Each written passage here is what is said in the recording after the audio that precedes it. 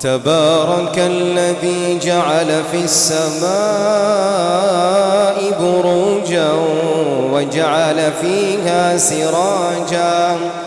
وجعل فيها سراجا وقمرا منيرا وهو الذي جعل الليل والنهار خلفة لمن أراد أن يذكر أو أراد شكورا وعباد الرحمن الذين يمشون على الأرض هونا وإذا خاطبهم الجاهلون قالوا سلاما والذين يبيتون لربهم سجدا وقياما والذين يقولون ربنا اصرف عنا عذاب جهنم إن عذابها كان غراما إنها ساءت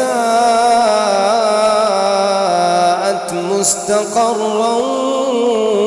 ومقاما والذين إذا أنفقوا لم يسرفوا ولم يقتروا وكان بين ذلك قواما والذين لا يدعون مع الله إلها آخر ولا يقتلون النفس التي حرم الله إلا بالحق ولا يزنون ومن يفعل ذلك يلقى أثاما يضاعف له العذاب يوم القيامة ويخلد فيه مهانا إلا من تاب وآمن وعمل عملا صالحا فأولئك يبدل الله سيئاتهم حسنات وكان الله غفورا رحيما ومن تاب وعمل صالحا فإنه يتوب إلى الله متابا ومن تاب وعمل صالحا فإنه يتوب إلى الله متابا والذين لا يشهدون الزور وإذا مروا باللغو مروا كراما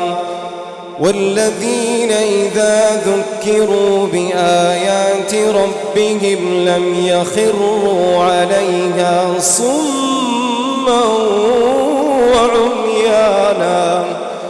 والذين يقولون ربنا هب لنا من أزواجنا وذرياتنا قرة أعين وجعلنا للمتقين إماما